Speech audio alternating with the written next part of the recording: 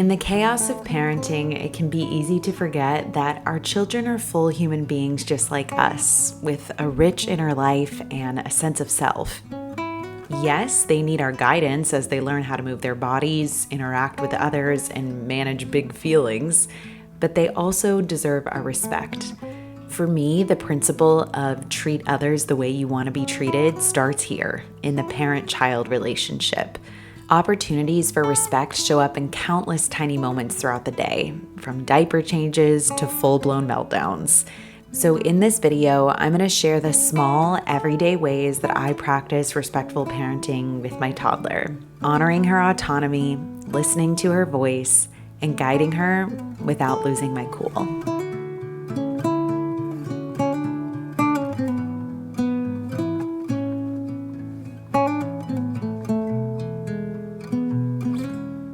Number one for me is bodily autonomy. And I think that this starts the day that our children are born. I mean, imagine just relaxing on your back, minding your own business, and someone from out of nowhere, without warning you, comes and picks you up from behind or wipes your private parts with a really cold wipe. It would be so jarring and startling, and I think start to make you feel like you're always on guard and a little unsafe in your body. These little actions, they seem like no big deal to us as parents. We're just taking care of our infant, but I do think that they start to add up and have an effect on our children, especially in this important phase where they are learning what it means to be in a human body. So super early on, even when she could barely see and really not understand anything, I would always just take a moment to show her the wipe. Or if I'm ever gonna pick her up, I always say something first and then put my hands on her. It's just really simple. I mean, now it's no big deal. I'll just come to her and say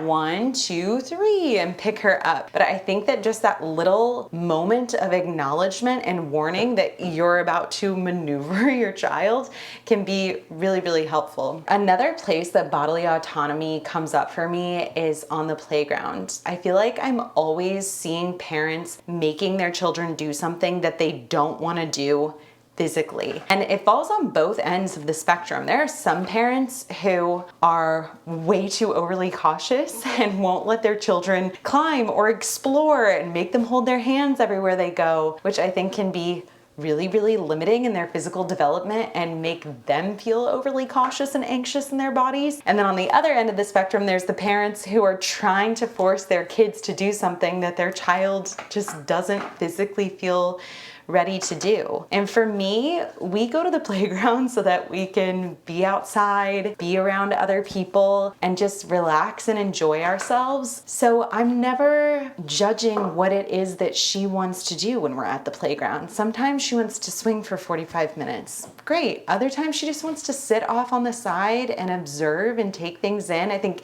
in general, Murphy is an observer, and so she likes to look from the outside for up to 20 minutes before she'll go and actually start to climb or start to interact with another kid. And I just want to listen to that. I want to respect that. Then she gains her own confidence within that time of observing to then go and do the thing rather than me forcing her before she's ready. Some dad on the playground last week was saying to me, my kid just doesn't know how to play. It's so upsetting. But to me, that's not the kid. That's just on us and what we understand as play. Just because a child isn't using the equipment doesn't mean that they're not exploring and playing and making use of their environment and expanding their minds as people. You know, obviously there are times in which our kids might be physically unsafe and we need to remove them. And there are also times where we have to put them into a position that they don't want to be in. Like for us, it's the car seat. She's always hated her car seat. I wish that I could respect that physical discomfort, but I just can't because we have to be in a car seat when we go into the car. But I think you would be surprised at how many opportunities you have within your day to give your child physical freedom. Again, just whatever you're going to be doing to them, picture if you were in their shoes and how it would make you feel, how it would make your nervous system feel. And that is a really helpful guiding light.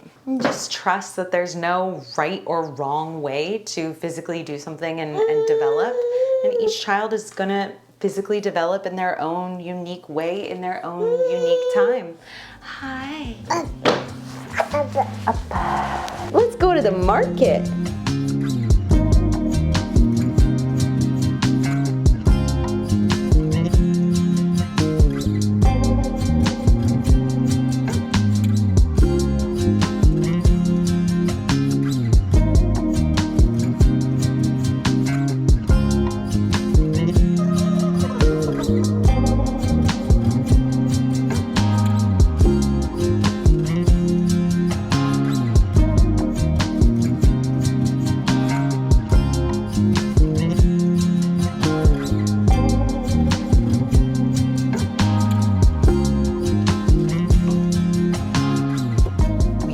Having a little steak and spinach salad with some leftover steak and mushrooms from last night's dinner, and then I just added in tomatoes, avocado, and pickle, which is really tasty. Murphy went absolutely nuts for these mushrooms last night. It was hilarious. So I made her a little lunch plate with a lot of mushrooms and then some avocado and tomato as well that I'll give her once she wakes up from her nap. So another thing that I really try to prioritize with Murphy that I think is just a respectful thing to do, human to human, is I try to really listen to her. I feel like this is the hardest part about being a toddler, and why the time is called the terrible twos is because you have wants and you have needs just like everybody else, but it's harder for you to communicate those needs, and oftentimes people shut you out and they don't listen to you. Of course, a young toddler often doesn't even fully understand their wants and needs themselves on a personal level. Like sometimes they're hot, sometimes they're too cold, sometimes they're hungry,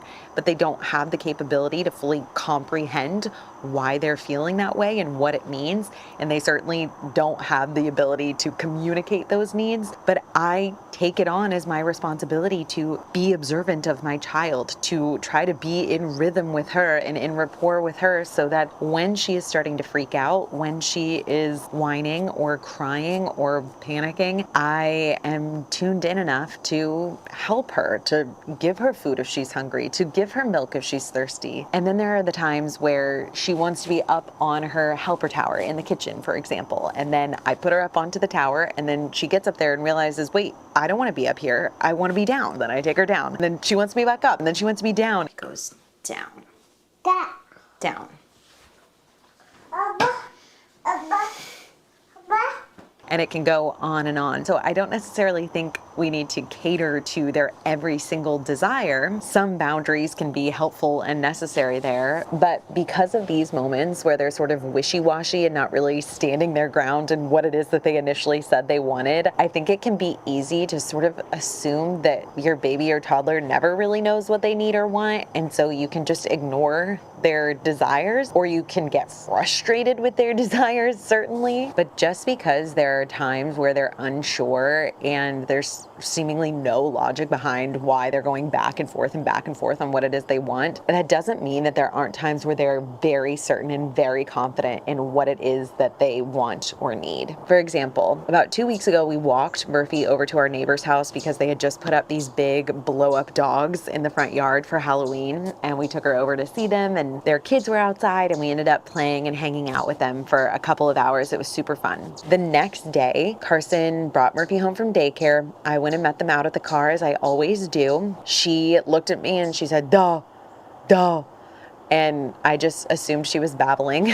I didn't know what it was that she was saying. So we carried on with our routine. We started walking up to the house, and she started freaking out. She was hitting my chest, whining. And so I did what it is that I'm saying I try to do, which is I tried to tune in with her, and I tried to listen. There must be a reason. There is likely a reason, at least, that you're upset right now. So I walked back to the driveway, and she got all excited and smiled. And then she very clearly said, Dada, Dada. And I said, oh, okay, you just want Dada to hold you. Then Dada came out, picked her up, we started walking back in. She's freaking out again. So one might at this point say, okay, she's a baby, she doesn't know what it is that she wants, let's just force her to go inside. But she was so adamant, and so we really were trying to hear her out. We ended up both holding her hands and being on the driveway, and once all three of us were on the driveway again, she just took off and started dragging us back towards the neighbors. And it was in that moment that I realized, oh, she was trying to say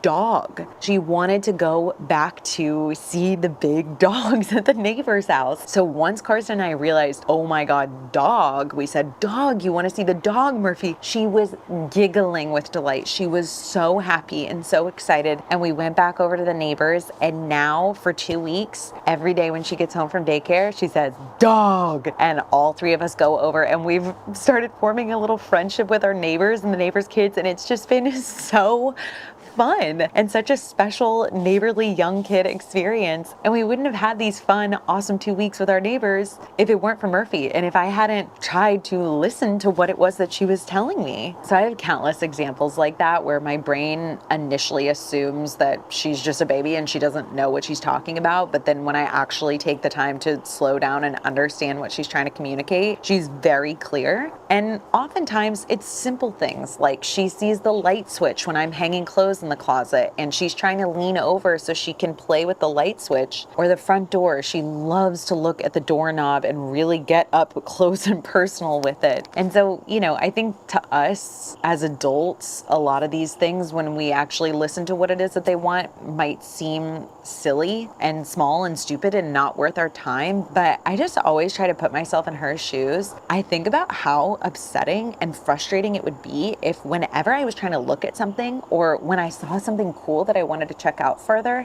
I was being pulled away from it, or I was being told that I couldn't. It's just important to me to try to listen to her, to take an extra 30 seconds so that she can play with the light switch, or to take 2 minutes to hold her up at the door so that she can build her motor control skills and learn how to open a doorknob. And I really want her to know that her voice matters and she deserves to be heard.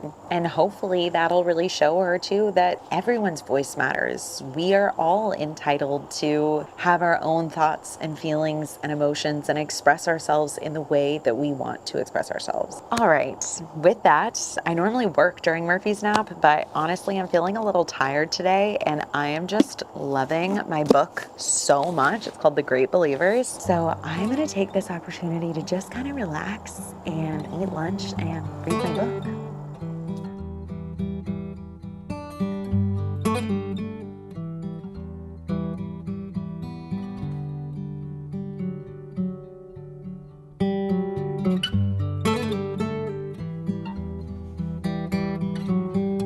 You gonna help Mama fold laundry?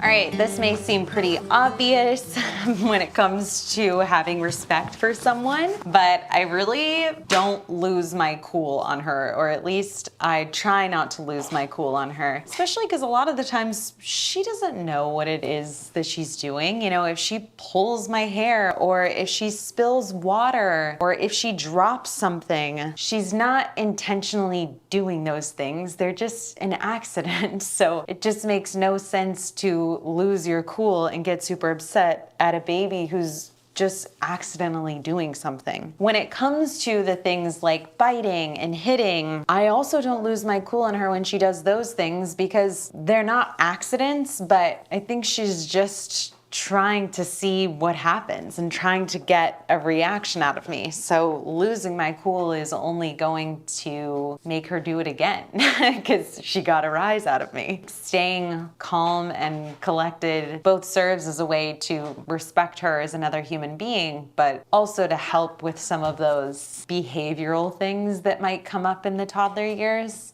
I don't know. We'll see. The one thing that we started to kind of freak out with her about was ripping the plants. Like, she would go up and start shaking the plants. And whenever we would say, no, don't do that, she would do it more. And then we would start to raise our voice a little bit with her and she would do it more and she would just laugh. So then we started experimenting with, okay, well, what if we just say gentle and carry on with our lives? And of course, she stopped immediately. Hi. So staying calm, both practical and respectful. Are these my business cards? Are you gonna interrupt this video for an ad break? If you're pregnant and you're looking for an exercise program, check out my prenatal strength and mobility program. Thank you, Murphy. I promise I did not pay her to do this. But see, like, this is a good example. I could be panicking that she somehow found these in our bag, but they're just a couple pieces of paper. Like, it's really not a big deal. She could totally play with them. They're probably 12 cents a pop. Here you go. You know, as I'm reflecting here, I think another thing that falls into the category of respect is just only saying no when you need to. And this is something that I'm always working on because it's funny. There's just so many times where my instinct is to say, no, you can't do that. But if I stop and think about it for a moment, there's no reason why she can't do that. Like, again, we're trying to really foster creativity and self-expression and allow her to experience the world in her own pace and her own time. And I don't want to be constantly holding her back as I'm telling her no, she can't do something all of the time. I'm trying to think of a good example. I mean, it just happens all of the time. The light switch example, like if she's reaching for a light, I might initially feel like, no, we've got stuff to do. But I mean, what's another 30 seconds standing there so she can play with the light switch? That's actually a really good example. If the reason that I don't want her to do something is just because I said so, I think that needs examining. There are so many times in which this comes up in the day. Like, I'm gonna fold this pair of shorts and there's a chance that she comes over here and picks up this pair of shorts and I'm gonna have to fold it again. But we're just like relaxing at home. We're not rushing around anywhere, so who cares? She wants to pick up the pants, she wants to check them out, she wants to put them on her head. Go for it. Again, of course, this has limits. Of course, we say no, but I think what's really powerful about when you're very specific about your no's, they mean something. Your child might actually listen when you're saying no, because if you're saying it, there's probably a pretty good reason. So much of what drives her and the things that she does is just her wanting to be like me, which is just the sweetest thing ever. Like, she wants to try to interact and fold the laundry because she wants to be like me. She wants to do the dishes with me because she wants to be like me. And yeah, she's messes it up and she's bad at it and she's really slow. But why would I stop her from doing that now? If I say yes and let her do these things and try to include her as much as possible, not only is that giving her confidence and competency, but hopefully it's inspiring her to want to help with these tasks as our life continues. So that when she's 4 and 8 and 12 and 16, she's doing the dishes with us without even thinking about it. I made a whole video about including your child in chores, but now that I'm talking, it really boils down to just saying yes. Save the no's for legitimately dangerous things. Milky? Yeah. She's like just starting to learn the word yes, but it's so cute. She goes, yeah. Yes. That was good.